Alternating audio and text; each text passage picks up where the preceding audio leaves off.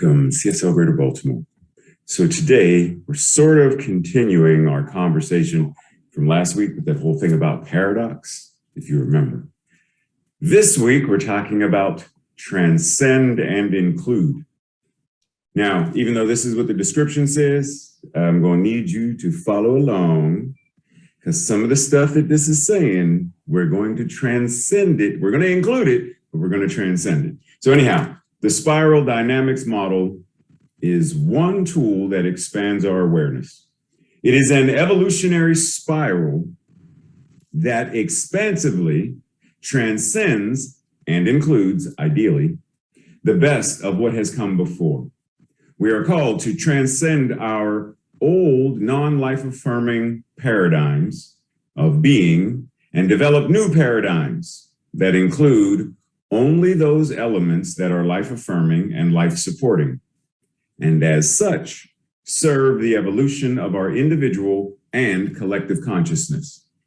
So let's jump in. Now, we understand that for linguistic convenience, there are a lot of words that do a lot of things in a variety of ways. Now, according to the thesaurus, transcend, the opposite of transcend are these words. I don't agree, because what I find is that it says the opposite of transcend is to surrender. And I find that in many cases, surrendering is the very thing that enters you into the ability to transcend. So for yourself, identify what these words mean to you. What words resonate for you? Being mindful of how you apply them in ways that afford you the ability to do what they say.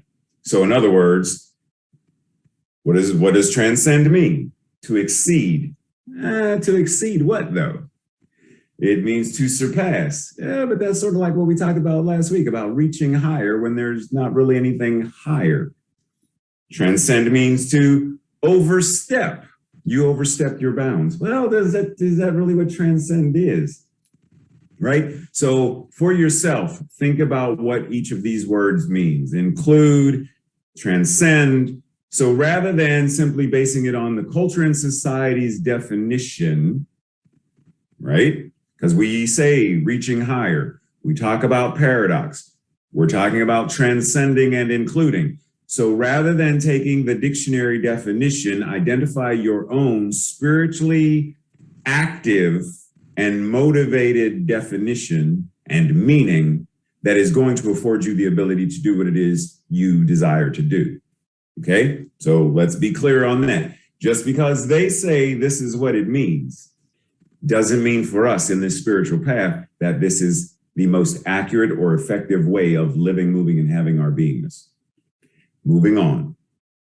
So from the beginning slide, it said we are called to transcend our old non-life-affirming paradigms of being and develop new ones, right? That are life-affirming and life-supporting. So non-life-affirming paradigms such as what? Such as I do not deserve whatever that is. I don't deserve love. I don't deserve to be wealthy. I don't deserve to be healthy. I don't deserve that job. I'm not worthy of that job, that status, that title. I am a sinner. I'm going to leave that alone. I am broken and I can't fill in the blank. So to transcend, we are releasing all of these non-life affirming paradigms for paradigms that are life supporting, life affirming, nurturing of us. So I do not deserve becomes, but I do deserve. I do deserve. Why would I not deserve? I am worthy. And it doesn't matter what happened to me in my past. It doesn't even matter what I did this morning when I broke the coffee pot or whatever it is. It really doesn't. You're still worthy. I am sacred. I am whole, perfect, and complete. And I can because I am. I am that which is the infinite, eternal, and ever expanding source, universe. So clearly I can. Okay, so let's be clear. Now, question is, how do we get from the non-life affirming to the life affirming? the practice. Ernest Holmes says, Jesus was a man, a human being, who understood his own nature. Pause and breathe. Jesus understood his nature. That means we are too invited to know our nature. Temet noske, know thyself. Physician, heal thyself. Know yourself. There's nothing that needs to be healed, only truth to be revealed, but we must know this truth. And this truth is what we are. So this truth is our nature. Jesus was a man, a human being who understood his nature. He understood his truth. He knew that as a human, he embodied the divine. It was all that he was. It manifests the Christ nature. He clearly understood the unity of God and humanity. Everyone is a potential Christ, or Atman, or Brahma, or whatever words you want to use. From the least, which there really are no least, but for Ernest Holmes in his time, he was referring to the caste system, from the least to the greatest. So let's say from someone who is without job to someone who has job, whatever that means. We understand that there is no least, nor is there the greatest. There simply is all of us equal, because all of us are that which God is.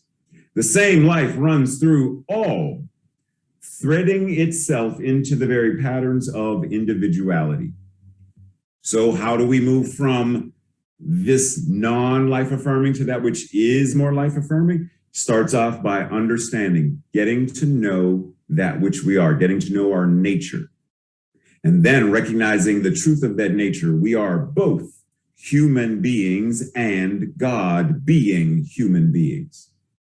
And the human part is no less divine. It is all sacred and divine. So let's talk a little bit about this whole spiral dynamics concept. Great field of study.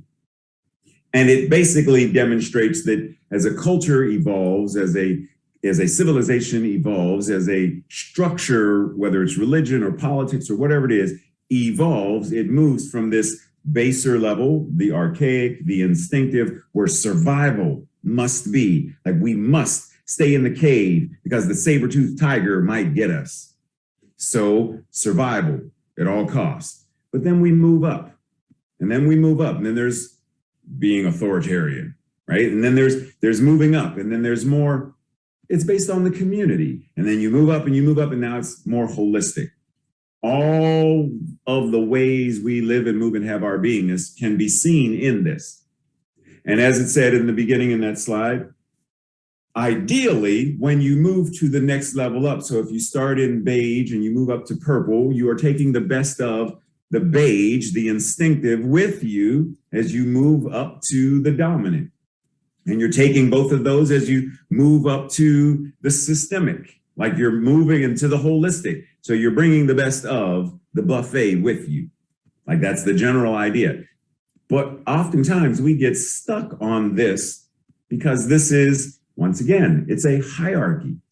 And we get trapped in the whole idea of what's below, what's here, and what's above. And we're striving to go higher as if it's looking at a staircase. From this point of view, we can see there are lower steps, there are middle steps, there are higher steps, and then it continues to spiral off into the clouds somewhere where we can't see. However, if we're getting to know ourselves, then we have to understand that this is only one view of ourselves.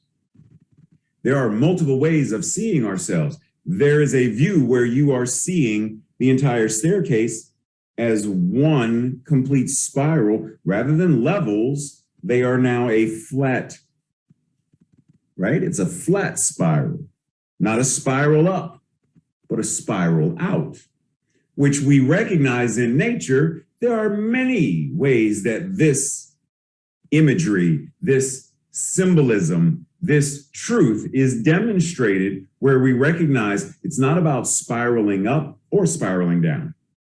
Yes, linguistic convenience. However, it's more about spiraling outwards, expanding rather than reaching up or reaching down.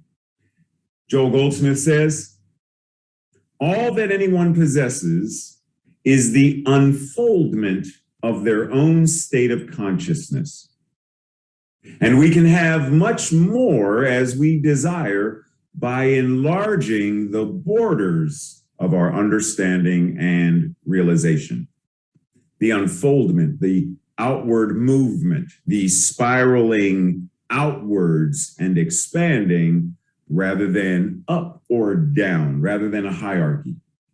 Because it's not a journey upward, it's actually, and we look at the symbol, the teaching symbol, and like it would be easy to simply superimpose that spiral up and they're like, oh, that makes sense. That which is at the bottom of the V is reaching to be open at the top rather than recognizing, but it's actually a journey inward, consciousness, the nature that is within, and letting that be expressed in an outward fashion. Right? If I feel love, I don't feel love externally. I feel love within my being. And then I express. I bring that love from inside or all side, and I express it to you. So there's this idea, the journey, it is a journey of inner recognition and awareness. Like we said before, Jesus, Yeshua, knew his nature as both human and divine, or simply as divine showing up as quote unquote human. It is a journey of inner recognition and awareness and living that. That's the key. If you know it, then you live it. But how do you live it? You live it as an outward facing action. See, we face inwardly. We do the whole, what is it called? Navel gazing. It's all about me. It's all about what's going on in my consciousness and in me. And that never becomes an outward thing, right? What if an apple tree only made apples inside somewhere? Then we would never see the apple and never be able to pick the apple, make applesauce, apple cider, apple juice, apple something, pie. We would never be able to do that because the tree is keeping the apples inside of itself. So the journey, when you know, you recognize, then you must live in an outward facing motion. You must live the truth that you know. And when you do that, then you recognize this energy is spiraling outwards. It's not about going up. It's about moving out, enlarging the borders of our energy. It's about spreading and walking the walk. Because once again, it's easy, because we do it often. It's easy to superimpose and think this thing is about moving up in levels, rather than all levels exist at the same space and plane. It's about recognizing spiral out, unfold, bloom, the way a flower blooms and opens up. That's what we are invited to do with this. When Yeshua knew who and what he was, what did he do? He went out in the world, he taught, he healed, he did whatever it is, walked on water or whatever it is you want to say he did. He went out and did it. He didn't just sit in the mountains. He didn't sit in the basement of the boat. He didn't sit in the Garden of Gethsemane and light incense and candles and sing Kumbaya. He went out in the world and made a difference. And we can do that, see that with a great many people. It's not about living in seclusion.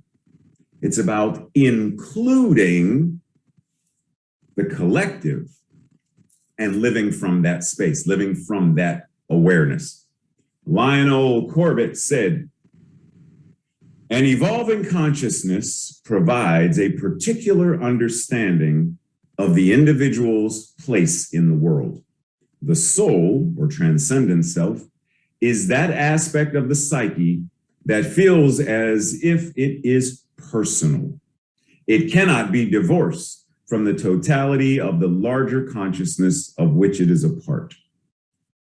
It cannot be divorced from the larger consciousness of which it is a part.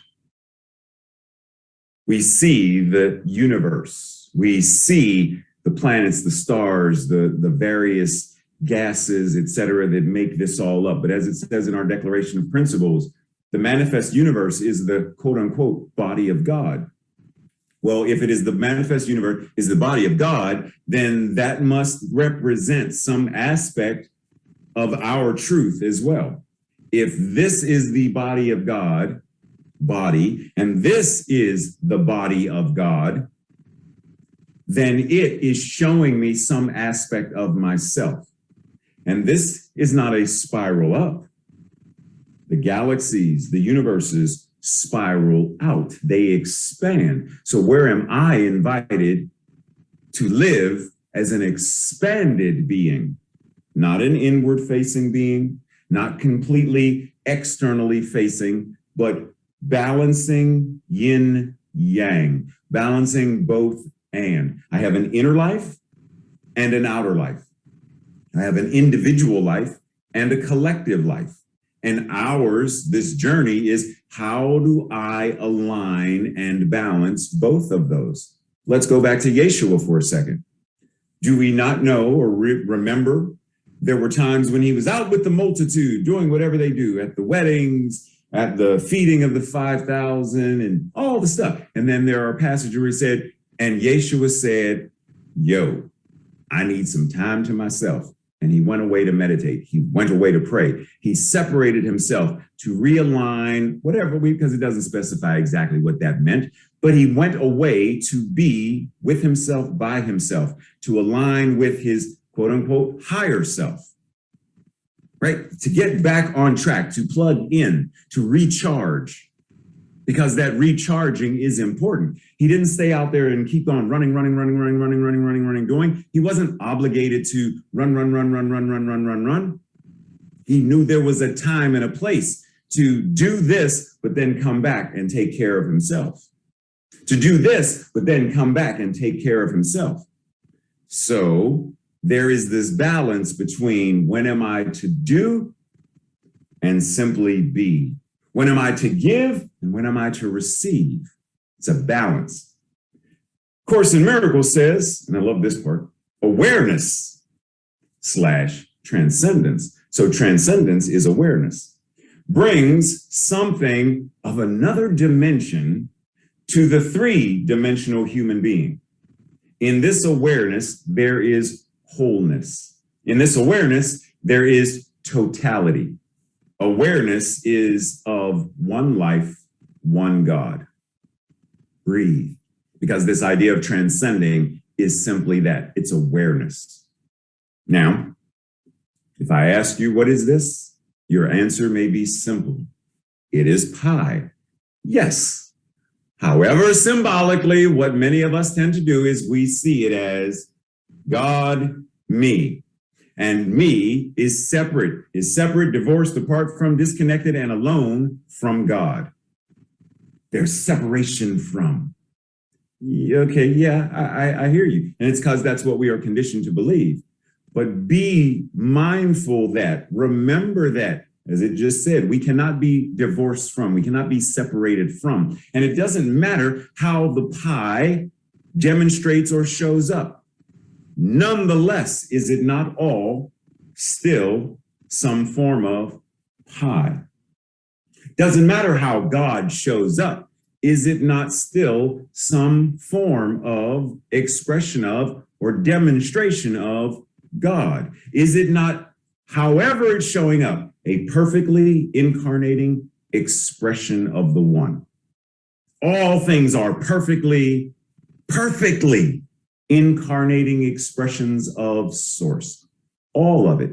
Doesn't matter what kind of pie, doesn't matter what shape pie, doesn't matter what flavor pie. It's all God.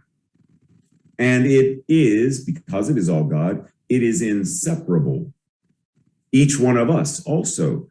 Individually, we see the boundaries of skin, flesh, muscle, and bone. And yet, both and, we are this and infinitely that which God is. We're not even one with God, right? Because that would be sort of like putting the pie back in the pie pan and now the piece is back to being one with, rather than, no, it's If you take it out, if you put it in, if you do whatever, pi, the concept of pi, the consciousness of pi cannot be separated from it. It simply is pi. So we are not even one with God. God is not one with us. There is simply us as God, God as us, only one and the same, period. Viktor Frankl says, love goes very far beyond the physical person of the beloved. It finds its deepest meaning in his spiritual being, in his inner self. Whether or not he is actually present, whether or not he's even still alive, none of that matters anymore. It ceases to be of importance. Love goes beyond the physicality of the person. It doesn't matter if they are with you or not. When someone you love isn't in the room, don't you still love them? When someone you love has made their transition, do you not still love them? So love transcends space and time.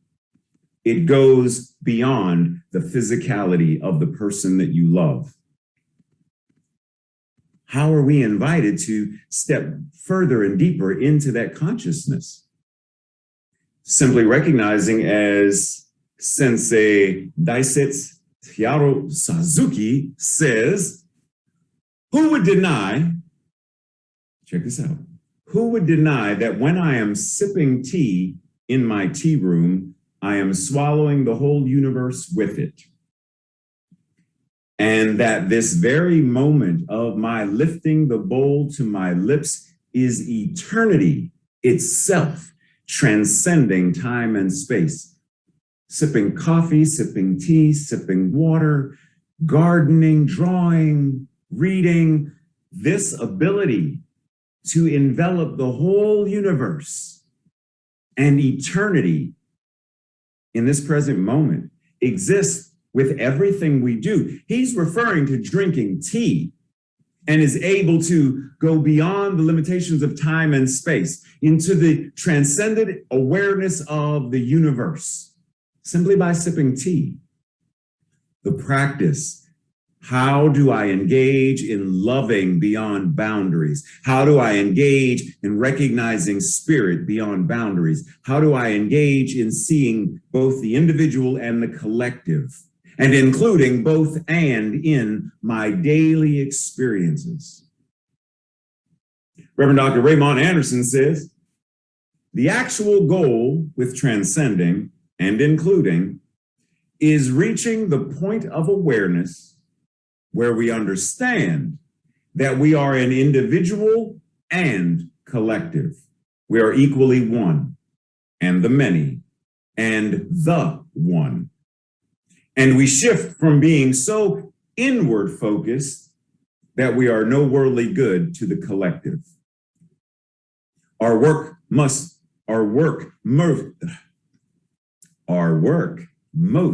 certainly begins in consciousness, but that is not the only place where we are called to practice. Don't be laughing over it. Me meditating, good, great. But how do I take that meditation out into the world when I go shopping? When I, go to parent-teacher conference? How do I bring that meditation aroma and atmosphere out into the world? It's not just about what we do in the. Did Jesus not say something about don't take it all into yourself? Now he did say, so when you pray, go into your closet and don't. Yeah, I get that. But once you pray, once you meditate, because you got to get yourself right, you got to get you in order, right? Otherwise, you're going out in the world and you're doing all this stuff, and then you're obligated and you're burning your candle at both ends.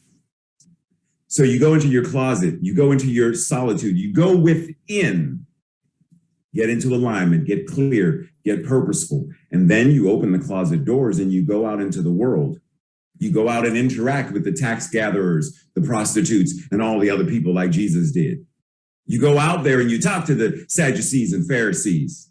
You go out there and you have conversation with the people who think you're too young to know what you're talking about. And yet all of the rabbis sit around and marvel at your wisdom and enlightenment. Yes, do your inner work, but then make it outwardly expressed. That's the practice. And from the guru, RuPaul, when you become the image of your own imagination, it's the most powerful thing you could ever do. And remember last week, we talked about the power of imagination, that imagination and faith are the very cornerstones of creation. When you become, what is the image you hold within your mind's eye of yourself? Do you hold the image of those old paradigms? Not worthy, I can't, I'm not capable, I'm not good enough, I don't deserve. Because then that image anchored with imagination becomes the thing that your faith now brings into fruition. But if the image in your mind's eye is loving, compassionate, powerful, wise, capable, when you become the image of your own imagination and you let what is inside in your mind's eye become the outward expression, that is the most powerful thing you could ever do. Yeshua, the inner vision, the Christ, and then living that, bringing it as an external expression is the most powerful thing you could ever do. You are already the awakened one. You are already a Buddha. Now it is time to live that expression. This week's mission, should you accept? Journal about this. What is your personal experience and understanding? Oh, sorry. Thank you, Tracy. What in your personal experience and understanding does it mean to transcend something? Right? So take in your mind, when you generally think of transcend from your own personal experience, what does it mean to you?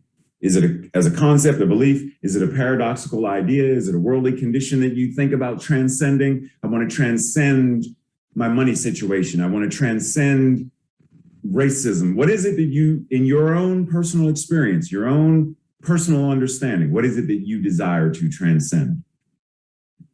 What is it that you are invited to include or to be inclusive of in your life? Are you invited to include people you don't like? And I'm not saying, because boundaries are a very, very, very effective spiritual practice. I'm not saying invite people you don't like into your boundaries. I'm saying if you recognize that an old paradigm others people is part of your invitation to eradicate, to transcend, to surrender that and bring in the new paradigm that says, I no longer other people. I recognize that we are all one. Let me start having conversations with.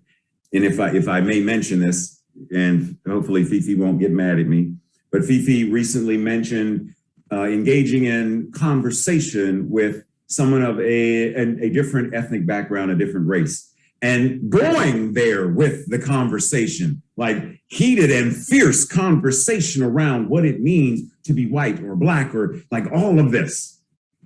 Whereas there are many of us who are like, yeah, I ain't having that conversation. I don't even care about them. I don't want to be friends with them, et cetera. But is the invitation to be inclusive, to include other points of view and discuss and communicate. Simply ask yourself, what am I invited to include? What practices can you engage that assist you in transcending what you want to transcend, including what you want to include, and becoming what you imagine yourself to be? Who? Oh, and becoming who? What did I say? What? Oh, and Tracy said, I said, what is supposed to be who? And becoming who you imagine yourself to be. Muchas gracias, señora. And then lastly, have a conversation with two people about 3 things from today's message that stood out for you personally. They could be challenges. They could be, yeah, I don't agree with Reverend Ray on this point or this point. They could be that. Please let me know as well if you like, come on, give me a call. No, but seriously, whatever stood out for you, whatever resonated with you personally, have a conversation with 2 people about 3 things that landed with you in a particular manner. And then breathe. Today's declaration and affirmation, I will say it first. And if you so feel aligned, then say it with me. I transcend to the totality of all, inclusion made manifest. Together, I transcend to the totality of all, inclusion made manifest. And we breathe. And we breathe and open our hearts to include all of the love and all of the joy and all of the magic and all of the heartfelt appreciation that we hold for our beloved Safi Lynn. Blessings, Safi, and thank you. Much love. Take care.